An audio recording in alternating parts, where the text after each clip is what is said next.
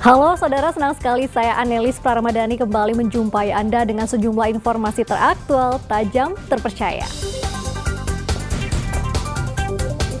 Selama 60 menit ke depan, saya akan menemani Anda dengan sejumlah berita yang sudah disiapkan tim redaksi Liputan 6 SCTV daerah Jawa Timur, di antaranya. Terperosok selokan, truk tangki di Jember terguling dan menimpa kernet hingga tewas. 6 pemuda di Bangkalan diringkus polisi saat pesta sabu-sabu di rumah kontrakan. Ratusan sapi di Lumajang terancam mati akibat terpapar virus karena gigitan nyamuk dan lalat.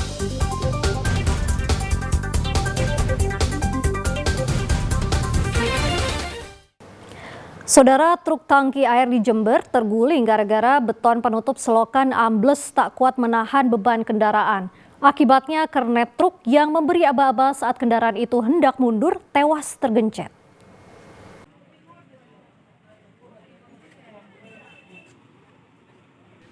Warga Jalan Jawa Kecamatan Sumbersari Jember gempar menyusul tergulingnya truk tangki pengangkut air. Truk yang baru saja memasok air bersih di salah satu depo pengisian air ulang itu terguling gara-gara terperosok karena beton penutup selokan yang dilewatinya ambles. Kernet truk yang berada di samping dan memberi aba-aba saat kendaraan tersebut hendak mundur tewas tertimpa truk. Proses evakuasi tubuh korban sempat menemui kendala sebab sebagian badan truk juga menimpa tembok bangunan.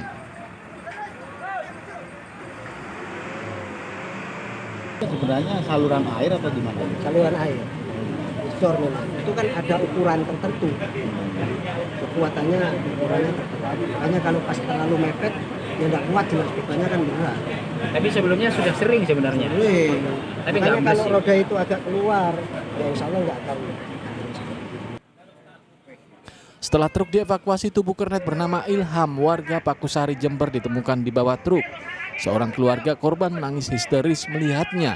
Penyebab insiden itu diduga karena sopir tidak memperhatikan kekuatan beton penutup selokan, sehingga ambles saat dilewati kendaraan. Di pengisian ulang ini, kendaraan mau meninggalkan daripada lokasi ini.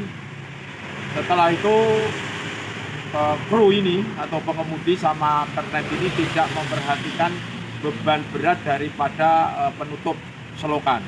Sehingga setelah membantu pengemudi itu memberikan aba-aba untuk mundur kendaraan tersebut, ternyata kendaraan tangki tersebut terperosok. Jenazah korban kemudian segera dibawa ke kamar jenazah RSU Dr. Subandi Jember. Tommy Iskandar melaporkan dari Jember. Saudara, baru 5 jam dikubur, jenazah seorang nenek di Jember harus dibongkar dan dipaksa dimakamkan di tempat lain. Pemindahan jenazah karena protes seorang warga yang membeli tanah pemakaman keluarga. Puluhan warga desa Tugusari, Kecamatan Bangsalsari, Jember, Sabtu siang ramai-ramai membongkar makam Sumila. Padahal jenazah nenek berusia 70 tahun ini baru dimakamkan pada Sabtu pagi setelah dinyatakan meninggal dunia Jumat malam.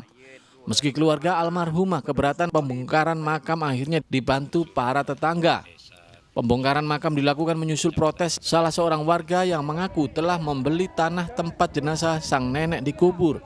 Padahal tanah itu merupakan tempat pemakaman keluarga. Bahkan sudah ada sekitar 30 anggota keluarga Sumila yang sudah dimakamkan sebelumnya. Pihak pemerintah desa hingga kini masih memediasi kedua belah pihak agar persoalan selesai dengan baik.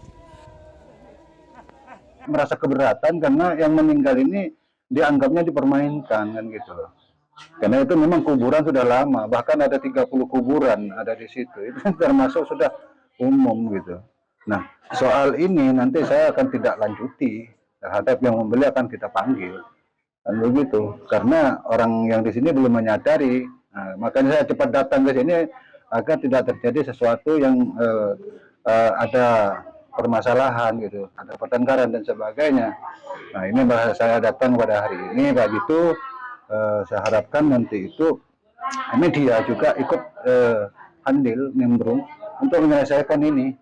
Untuk meredam situasi, keluarga memindahkan makam Sumila ke tempat lain, namun mereka juga berencana untuk melaporkan kasus tersebut ke polisi.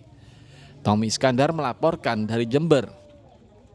Saudara, seorang perempuan pengendara motor di Probolinggo menjadi korban pembegalan. Pelaku membacok korban hingga terluka parah dan membawa kabur tas serta telepon selulernya. Sejumlah warga tengah menolong seorang perempuan mengendarai motor yang tergeletak dengan luka senjata tajam di tepi jalan penghubung Desa Sumberbulu dan Desa Warujinggo, Kecamatan Leces. Diduga perempuan naas ini menjadi korban begal karena jalur dilewatinya dikenal sepi dan kurang penerangan. Korban dievakuasi ke Puskesmas Leces, namun karena lukanya serius harus dirujuk ke Rumah Sakit Umum Daerah Dr. Muhammad Saleh, Kota Probolinggo. Korban bernama Latifah Mutia Putri, warga Desa Pabean, Kecamatan Dringu, Probolinggo. Saat kejadian, perempuan berusia 24 tahun dalam perjalanan pulang usai mengunjungi kerabatnya di Desa Sumberbulu. Di tengah jalan yang sepi, tiba-tiba dihadang 3 orang pria hendak merampas motor dengan mengacungkan senjata tajam. Korban sempat melawan hingga terjadi tarik-menarik, sebelum akhirnya salah satu pelaku membacok punggung korban hingga terjatuh. Kawanan begal hanya membawa kabur ponsel dan tas kecil korban, sedangkan motornya ditinggal pelaku di TKP. Kebetulan ada tamu, ada perangkat saya, Pak Yudi, mengabarkan kalau ada terjadi pembegalan seorang perempuan di batas desa. Ternyata masuk desa saya, Warujinggo. Ya, ternyata saya cek, iya benar. Cuman tahunya sudah di puskesmas. Oh, gitu. Untuk korbannya berapa? Ada berapa? Korbannya 1 orang, perempuan asal Desa Pabean Dringu. Oh, berarti korban sendirian ya Pak Inggi ya? Sendirian dari rumah temannya, katanya di Cilara. Korban sempat dibacok berarti? Dibacok. Bagian mana Pak Inggi? Di belakang punggung. Ya. Hingga saat ini polisi dari unit Buru Sergap masih mengejar pelaku yang diduga kabur ke arah Lumajang. Dandi Ari Gafur melaporkan dari Probolinggo.